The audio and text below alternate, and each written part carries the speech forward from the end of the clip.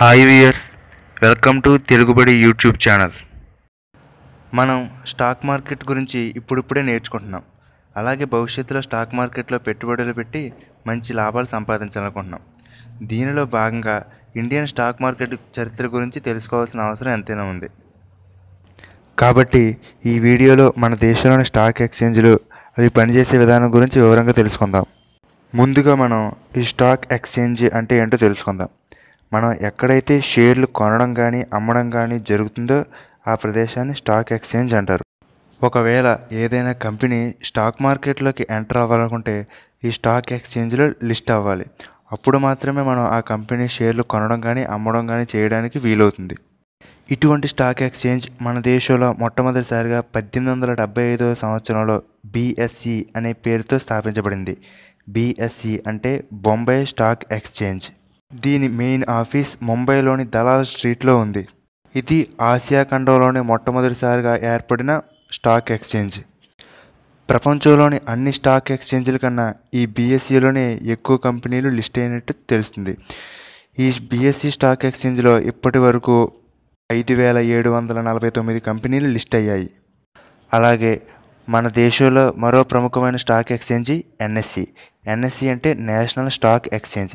ఇది 1992లో స్థాపించబడినప్పటికీ 1994 నుండి దీనిలో ట్రేడింగ్ జరగడం మొదలైంది. ఈ NSE యొక్క మెయిన్ ఆఫీస్ కూడా ముంబైలోనే ఉంది. ఈ NSEలో దాదాపు 1696 కంపెనీలు లిస్ట్ అయ్యాయి. మన ఇండియాలో మొట్టమొదటిసారిగా fully automatic electronic trading system తీసుకొచ్చింది ఈ నేషనల్ స్టాక్ ఎక్స్చేంజ్లోనే. దీనివల్ల షేర్ల అమ్మకాలు కొనుగోళ్లు మరింత వేగంగా నమ్మకంగా సాగుతాయి. 1994లో ఈ NSE ప్రారంభమైనప్పుడు ఈ ఆటోమేటిక్ సిస్టమ్ను ఉపయోగించి సెకండ్కి 2 ఆర్డర్లను ప్రాసెస్ చేసేవారు. అది 2001వ సంవత్సరానికి వచ్చేసరికి సెకండ్కి 60 ఆర్డర్లను ప్రాసెస్ చేశారు. కానీ ఇప్పుడు NSEలో సెకండ్కి దాదాపు 1,60,000 ఆర్డర్లు ప్రాసెస్ అవుతున్నాయి. ఈ సంఖ్య ఎంత పెరిగినప్పటికీ హ్యాండిల్ చేయగలిగిన టెక్నాలజీ ఈ NSE దగ్గర ఉంది. BSE, NSE రెండూ కూడా ఒకే ట్రేడింగ్ మెకానిజం, టైమింగ్స్, సెటిల్మెంట్ ప్రాసెస్ని ఫాలో అవుతున్నాయి. అలాగే వీటితో పాటు Ahmedabad stock exchange, Calcutta stock exchange, Madras stock exchange, Cochin stock exchange వంటివి ఎన్నో ఉన్నాయి. కానీ వీటిలో NSE, BSE అంత ఎక్కువగా ట్రేడింగ్ అనేది జరగదు. Next, working timings. ఈ స్టాక్ ఎక్స్చేంజ్లకు ప్రతి వారంలో శని, ఆదివారాలు సెలవు. అంటే వారానికి 5 రోజులు మాత్రమే మనం ట్రేడింగ్ చేయగలము. అలాగే వీటితో పాటు ఇండియన్ గవర్నమెంట్ ప్రతిపాదించిన పబ్లిక్ హాలిడేస్ కూడా వీటికి సెలవు. ఇక వర్కింగ్ డేస్లో ఉదయం 9:15 స్టాక్ మార్కెట్లు అనేవి ఓపెన్ అయిపోతాయి. అలాగే మధ్యాహ్నం 3:30 క్లోజ్ అయిపోతాయి. ఈ అమ్మకాలు కొనుగోలు వంటివన్నీ ఈ మధ్యలోనే జరుగుతూ ఉంటాయి. ఇక చివరిగా తెలుసుకోవాల్సింది సెబీ గురించి. సెబీ అంటే securities and exchange board of India. ఇది 1992లో స్థాపించబడింది.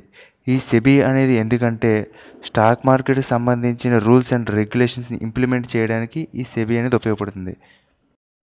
ఈ స్టాక్ మార్కెట్లన్నీ ఈ సెబీ కంట్రోల్లోనే ఉంటాయి. ఏదైనా కంపెనీ కానీ ఒక వ్యక్తి కానీ మోసానికి పాల్పడితే వారి మీద కఠిన చర్యలు తీసుకునే హక్కు ఈ సెబీకి ఉంటుంది. ఓకే, చివరిగా మీకు ఒక చిన్న సలహా. మీకు BSEకి సంబంధించిన వివరాలు కావాలంటే bseindia.comలోకి వెళ్ళొచ్చు. అలాగే NSEకి సంబంధించిన వివరాలు కావాలంటే nseindia.comలోకి వెళ్ళొచ్చు. ఈ వెబ్సైట్లలో ఆ పర్టికులర్ రోజు నాడు ఏ కంపెనీలు లాభాల్లో ఉన్నాయి, ఏ కంపెనీలు నష్టాల్లో ఉన్నాయో తెలుసుకోవచ్చు. అలాగే మన ఆర్థిక రంగానికి సంబంధించిన వార్తలు, విశేషాలు కూడా తెలుసుకోవచ్చు. ఎప్పటికప్పుడు ఈ 2 వెబ్సైట్లను స్టడీ చేయడం వల్ల స్టాక్ మార్కెట్ల మీద మంచి గ్రిప్ అనేది వస్తుంది. ఓకే వ్యూయర్స్, మీకు కనుక ఈ వీడియో నచ్చినట్టయితే లైక్ చేయండి. అలాగే మీ ఫ్రెండ్స్తో షేర్ చేసుకోండి. స్టాక్ మార్కెట్కి సంబంధించిన మరిన్ని వీడియోలు మిస్ కాకుండా చూడాలనుకుంటే వెంటనే తెలుగుబడి యూట్యూబ్ ఛానల్కి సబ్స్క్రైబ్ అవ్వండి. Thank you.